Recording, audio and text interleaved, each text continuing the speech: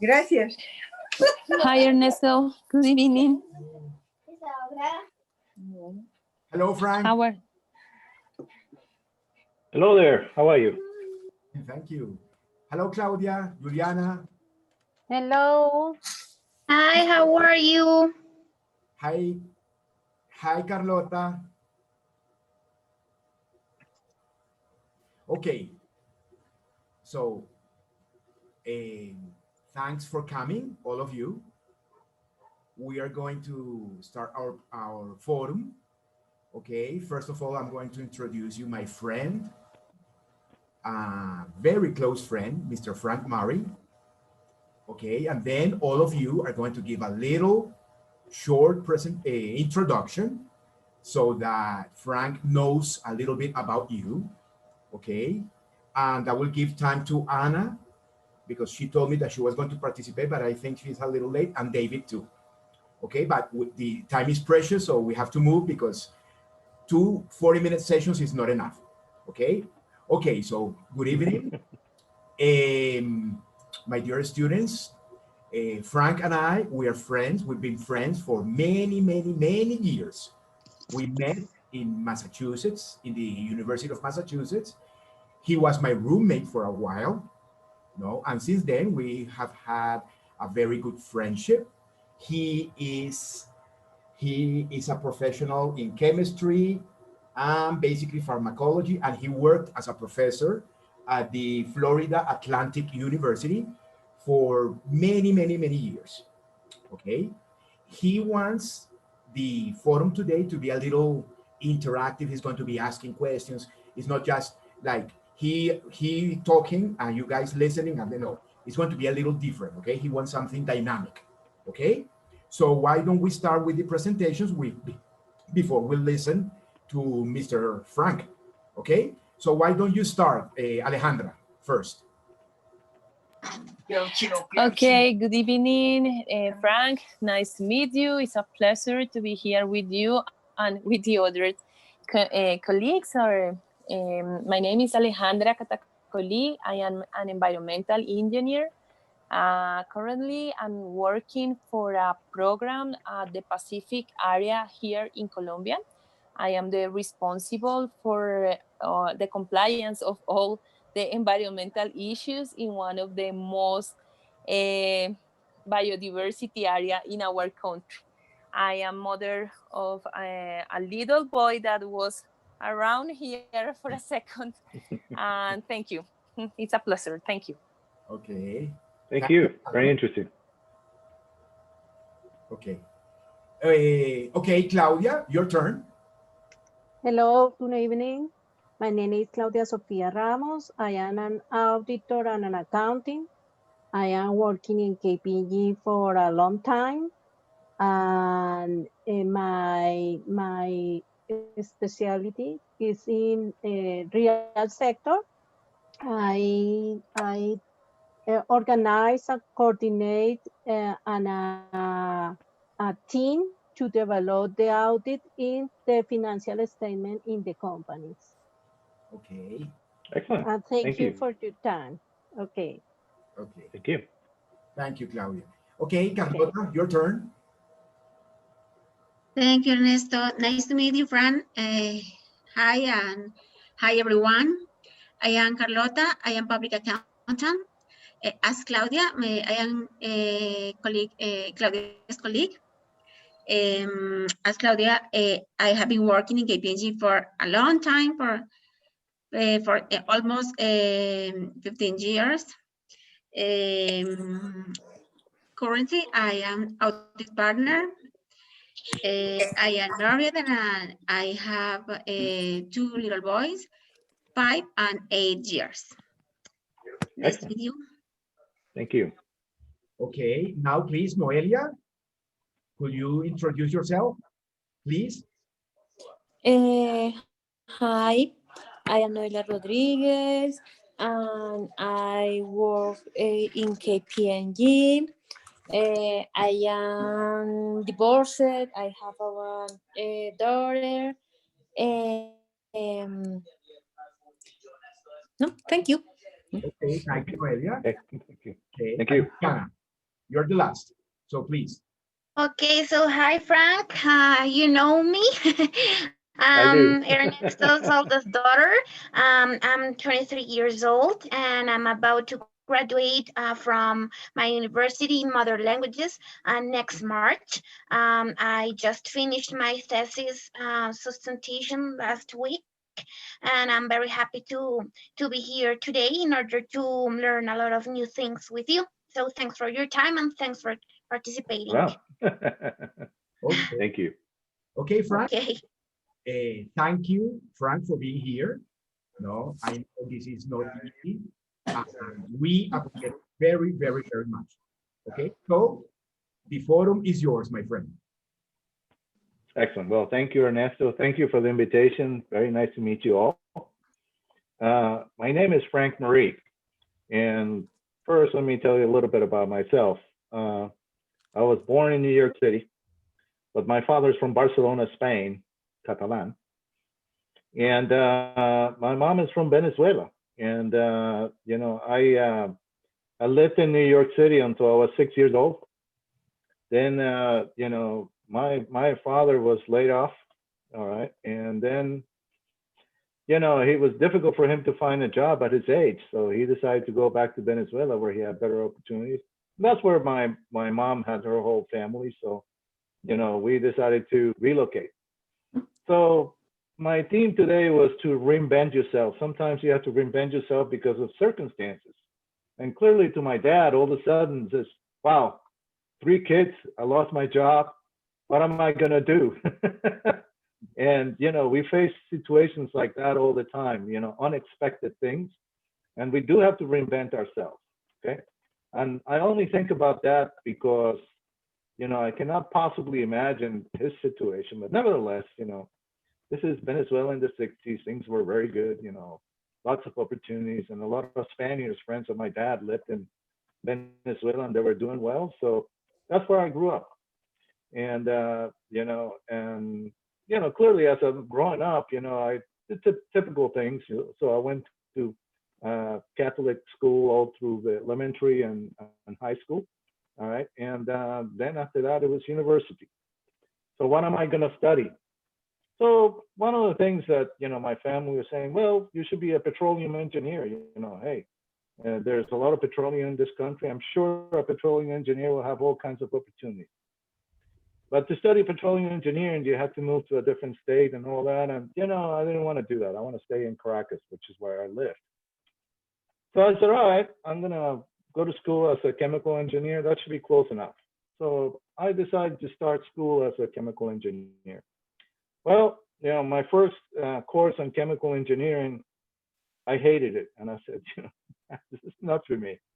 So thankfully, when you're in a university, you can always reinvent yourself because you always have other opportunities, other careers that you might want to pursue. So what I really loved was chemistry. So, my mom especially, she was said, you're not going to make a lot of money as a chemist. What the hell are you going to do and all that? I said, look, that's what I like. And I should pursue what I like too. So there's always 2 things, necessity and benefit, financial benefit, and there's always what you like. Okay. And yeah, we'll come back to that. All right. By the way, stop me anytime. I don't know. Ernesto might put a pause if you have a question. I don't want to be talking all the time. Okay. So I studied chemistry and I graduated with a bachelor's degree. It's called bachelor's or whatever. It's a licensate in chemistry. And, I worked in the oil industry for a couple of years and, I liked it. It was okay. I couldn't stay there for the rest of my life. But, thank God I didn't. Frankly, I said, this is nice and fine and I could make a career out of this, but, I really need more. I want to learn more.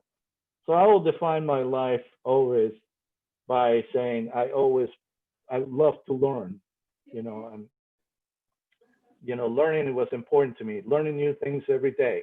All right. And, so I decided to go to graduate school and pursue my doctoral degree in chemistry. Thankfully, my advisor as an undergrad, he went to the University of Massachusetts And he said, I can help you out. I'm sure if I write you a nice letter of recommendation, I will do that. And in fact, you can work with my old boss, and you probably will do well. And sure enough, I took the exams and all that, and I landed at the University of Massachusetts, where I actually met Ernesto. Okay, but it was crazy because here I am. I'm an American because I was born in New York. I am in Massachusetts, and I've never been there before. All right. I didn't speak that much English. You can tell Ernesto, my English back then was not that great. Okay. I actually, had to learn a lot of the slang, and I had to learn a lot of I knew the technical English, but not conversational English at all. But, you overcome, and, basically, little by little, you start to learn. All right. But it was a fantastic experience. Let me tell you why. As I landed at the University of Massachusetts, all of a sudden you're surrounded from people from all over the world. From India, my other roommate later on was from India. All right. I met Thomas, who you talked to, Germany. And actually I went to Germany to visit him there. People from Finland, people from all over the world. All of a sudden, that changed going from, Venezuela as an undergrad, and then, working in the oil industry, and then landing in Massachusetts. It was fantastic. It was just opened my eyes wide open. All right. So new opportunities came out of that. All right. Clearly, as I'm in a new life, I didn't know anybody in Massachusetts. All right. But little by little, I started to make friends, and we make a group and all that. And you have to reinvent yourself for that. Everything that you knew and left behind, sure, is there. You phone call away, no problem. But, you have to look forward to see what those opportunities are. Back to the professional experience. So I started there, and, studying chemistry was relatively easy, except for the English, because, all the technical aspect of it, I was well prepared for it. But, I didn't know this when I moved over there, but, I made a decision that really changed my life early on there. I decided to study polymer science and engineering. It turns out that the University of Massachusetts is one of the best universities in the world to study that. And, polymer science has to do with plastics and rubbers and that kind of stuff, very industrial kind of thing. But that's not what it affected. It turns out that, the molecules that make your body, your hair, your fingernails, everything is made out of polymers as well. It's called biopolymers. So proteins are biopolymers. DNA, it's a biopolymer. So that intrigued me a lot. All right. And I learned that from a professor at UMass, Dr. Terrell. All right. And, I took his course, and that changed my life. I said, I want to do this in the future. Back to my studies in chemistry. So I did study polymer science and engineering. I got a master's degree there. Then I continued my studies in chemistry. I got a PhD. And at that point in my life, I said, okay, now what? And all of you actually mentioned to me that your families are important to you. At the time, I was married, and I have a really young daughter. Okay. And I do not need to find a good job. I need to support my family. Okay. So, here I am, with a PhD in chemistry, a master's degree in polymer science and engineering. What is next? And, I said, well, I need to find a job like immediately, and I'm going to have to move and all that. Well, an opportunity came at the University of Massachusetts Medical School, which is in Worcester, not in Amherst. It's about an hour away from Amherst. It's right outside of Boston. And they said, hey, we're looking for somebody who has expertise in nuclear magnetic resonance. That was one of my specialties as a chemist. I knew a lot about that. It's kind of like MRI, but for molecules. And I said, yeah, I can do that. Así que no empieces a molestar. Okay, I thought it was a question. And I said, I can do that. And well, when can you start? I can start next week. So at the beginning, I was driving from Amherst to Worcester every day. It It was a long drive, all right, but you got to do what you got to do, all right. And I started to learn biomedical sciences, pharmacology. That's a specialty that redefined my career as such. And just to recap a little bit, I started school as a very, very young undergrad, wanting to study petroleum engineering. And now I'm landed in a medical school looking at pharmacology, and specifically at the time we were working with the virus, HIV, with the HIV virus, all right? There was lots of money at the time for that, and they were able to hire me because of that, okay? And I learned a lot in that process. All of a sudden, again, my eyes are now wide open to all kinds of, really, truly top of the line research. All right. In fact, I met the person who invented the cocktail therapy that is now used for treated HIV. It was fascinating. I met Dr. Fauci, who was our lead expert in infectious diseases here in the United States at the time. So, it was amazing to be at the medical school. And, I said, well, what's next? So I could have stayed in University of Massachusetts Medical School. They wanted me to stay, but I didn't feel like it was a place for me to make my career. I mean, it's it was a little bit not necessarily what I really wanted to be. All right. So as you seek opportunities, also you have to evaluate yourself constantly. I said, is this what I really like? Do I like living here? Do I like living the way that these folks do? The answer was no. I mean, because it was a little bit too medical for me. I mean, basically, the school is set in a hospital, and I didn't want to stay there. All right, I wanted to also move to a warmer place. After all, I'm Latin. I like the beach. I like the warm weather.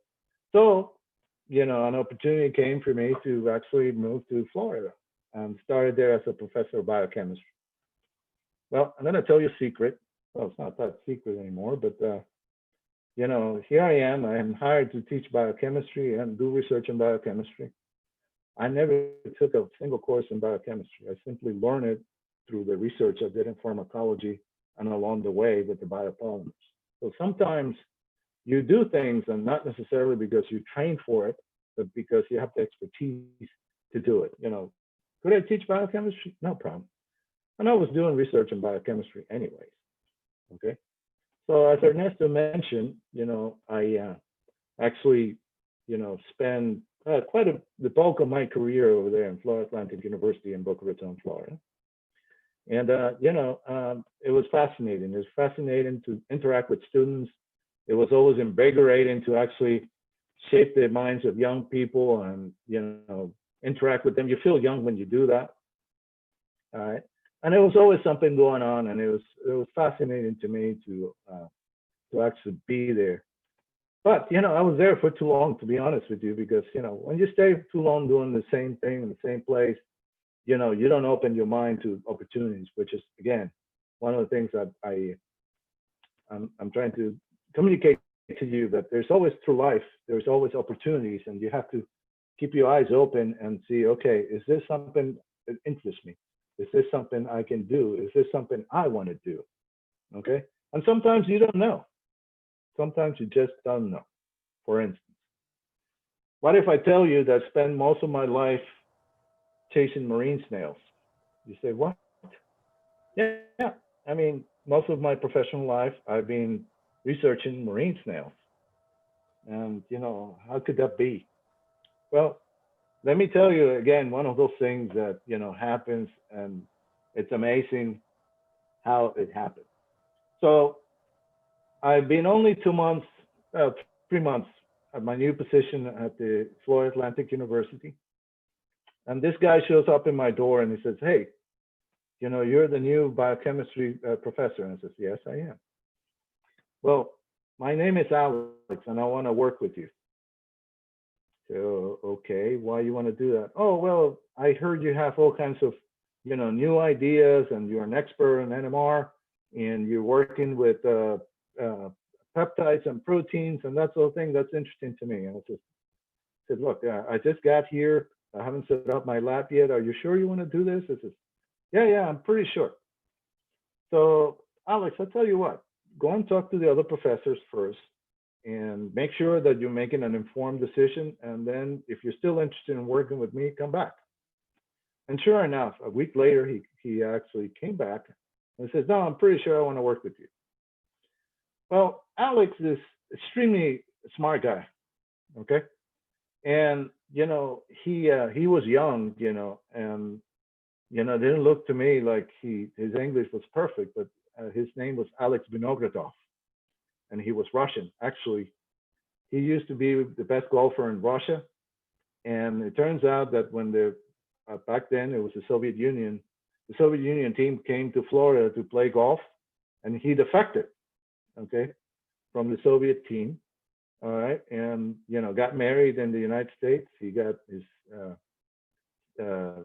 residency because of that, and then he wanted to study. He wanted to study because he wanted to go to medical school. Well, that's amazing.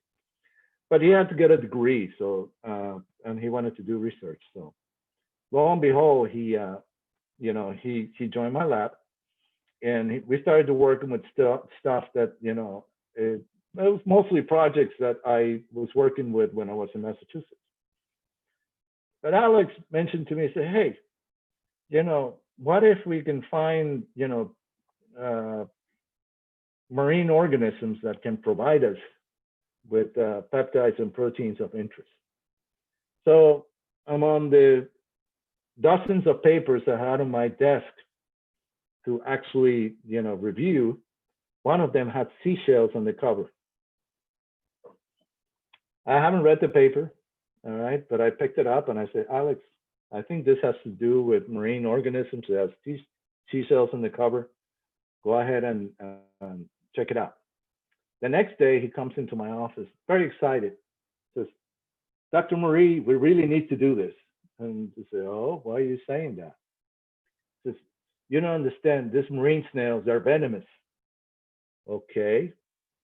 And the venom actually has medicinal properties. You know, you can actually extract the venom out, and you can actually research which receptors in your nervous system these things are interacting with. In fact, one of them is being tested as a painkiller. Wow. So you can get the venom out of this marine snails, and you can kill pain and other things too. I mean, it's amazing. Okay, so I said, you know, Alex, where do we find the snails? Do you go to the beach and pick them up? He says, well, I don't know.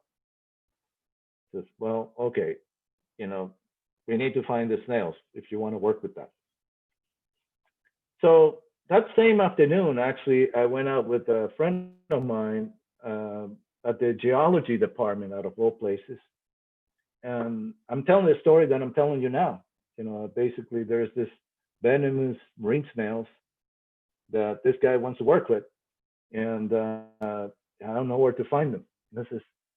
He says, "You're kidding me? You know, my PhD was in actually marine biology, and that was my thesis. You know, I'm the world most renowned taxonomist on this particular genus of snails. Really? I thought you were a geologist." No, but I was trained as a marine biologist. Said, well, that's weird, but okay. Where do you find the damn things? And I said, you know, well, you know, I can tell you where it is. So basically, he told me a lot of places and all that. So how do you find them? Well, they come out at night. So, and how you get them? And I said, well, you have to scuba dive at night. Scuba dive, yeah. So to make a long story short, Alex learned how to scuba dive. Then I had to learn how to scuba dive at night. And, you know, well, I shouldn't say all throughout my career, I've been scuba diving at night all over the world, all right, chasing the snails, all right.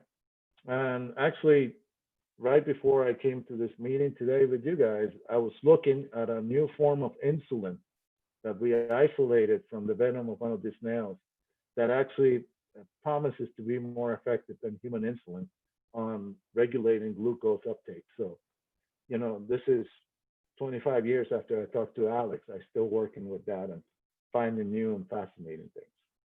So my career as a professor at a university, has been fascinating because just like Alex, I was able to interact with a bunch of students that were curious, inquisitive, and they were always wanting to, learn something. So, hey, I learned this thing from Alex, all right, and that actually switched the spark. We turned it into a research program that was funded by millions of dollars through the years. Okay. And, it's chasing snails, but on the other hand, chasing the snails led me all kinds of opportunities in drug development and neuroscience. Okay. And marine science itself, I learned how to scuba dive. I've been all over the world from the Red Sea to Australia, all right, Thailand, and in fact, that part of it is fascinating to do all the field work related to that. I can never imagine in my wildest dreams when I'm going to do that and getting well paid for it too. I mean, that's always good when necessary. All right. So right now, and again, it's one of the things that you never know. You see the background here. Oops. The background here behind me, it's the city of Charleston, South Carolina. That's where I live now. And I says, what the heck are you doing in Charleston, South Carolina? Well, first of all, let me tell you a little bit about Charleston. I didn't know any of this before I came here to visit. The sunsets are very nice, as you can see there. Not far down the river from what you see there is where the American Civil War started. So it's a historical city.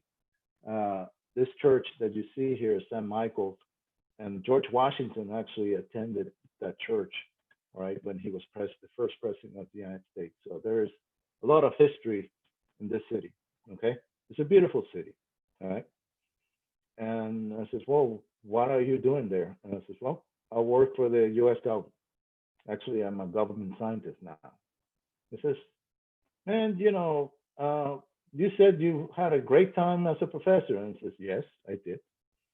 But 5 years ago, a little bit over 5 years ago, a friend of mine,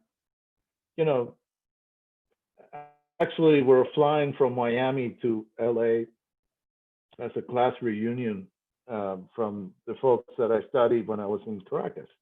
And he said, well, I have a job opportunity for you. And, we were flying first class because a friend of ours who's very wealthy actually decided to invite us. So I said, hey, you're paying for everything. Okay, so let's do first class. So we're drinking champagne. I have an opportunity for you. He says, what do you mean? Well, you work for the U.S. government. I don't want to work for the government. I don't want to live in the D.C. area.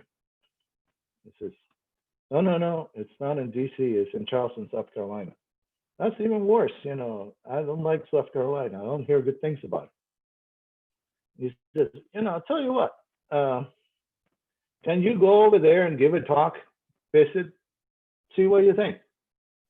So in the meantime, I'm thinking government scientists and all that, there's a bunch of old dudes that are very set in their ways and very non-flexible, very conservative, right? Well, first of all, I didn't know much about Charleston, South Carolina. I didn't know that it looked like this, all right? So when I came to the city, I was driving around before anything else, and it was pretty nice. Then I went to the marine laboratory where I work now.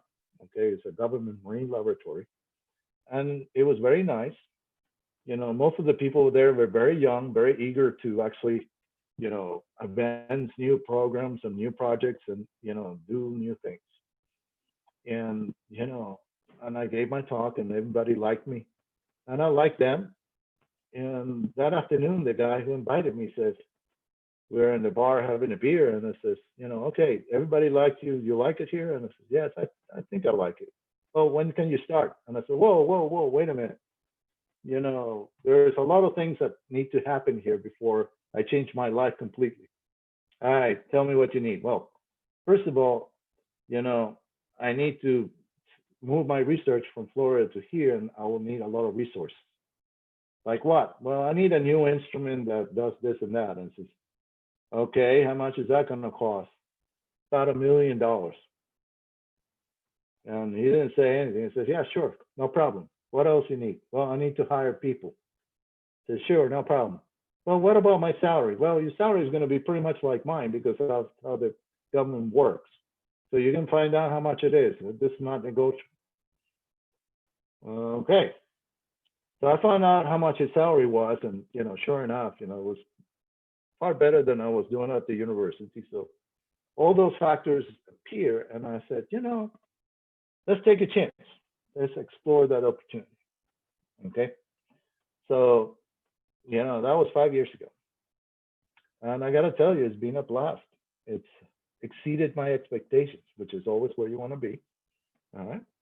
And, it's been fantastic because of that change. I was able to discover that insulin that I was telling you about a moment ago that got me really excited, among other things. Other things that we're doing here are very exciting. And I had to constantly reinvent myself. The same guy is still my boss. And he says, well, he sent me an email Friday and said, hey, the National Science Foundation wants somebody that talks about coastal resilience. And I said, okay, I can do it. And after I responded to the email, what the hell is he talking about? So I had to find out about what coastal resilience means. And it's essentially, one of the things, and, since we have an environmental engineer here in the audience, she knows exactly what it means, with raising of sea level, raising of the sea levels, now coastal areas are going to be affected by that, among other things. In our case, we get a lot of hurricanes and that sort of thing. So how do we actually, survive all that and keep the economy going? That's resilience. In other words, being able to actually, sustain the same levels of activities against adversity. Okay. And, I don't know what I'm going to do yet, but I'm sure I'm going to come up with something. But, the agency I work with is called the National Institute of Standards and Technology. You've probably never heard of it. Okay. But let me tell you a little bit about it because I'm very proud to work for that agency. So NIST, for short, used to be the National Bureau of Standards. In the United States, that's the agency that controls the standards for measurements. So we have fair commerce. So we are part of the Department of Commerce. And you might want to say, well, that sounds boring. And I says, no, it isn't. Actually, we are one of the most scientific-oriented agencies of the whole government. 4 of my colleagues have won the Nobel Prize in Physics. Okay. And, we do all kinds of stuff, on our main campus near Washington, D.C. We run a nuclear reactor as a neutron source, and we do all kinds of measurements to advance commerce through neutron-related measurements. Okay. Where I'm at, we are doing global measurements of proteins, peptides, metabolites, and all that. We can tell nowadays every single protein you have in your body, and if there's something defective, we can detect it. Okay. So there's all kinds of emerging technologies that we look into it. We actually, learn the technology and provide standards for it so that things are, equal across the plane. So that facilitates not only commerce, but also scientific endeavors. But perhaps the thing that, nobody knows, but we do it, is we control the time. So your cell phone gives you the time. All right. And that time has to be timed to an atomic clock that we actually have in Boulder, Colorado, all right, that controls the time all over the world. And we get more hits than Google, but the hits are always saying the same thing. What time is it? So all the cell phones, all right, and all the watches across the world are regulated through our atomic clock. Okay. We also developed standards for cybersecurity. We developed standards for against terrorism, counterterrorism standards. We have standards for food, even breast milk.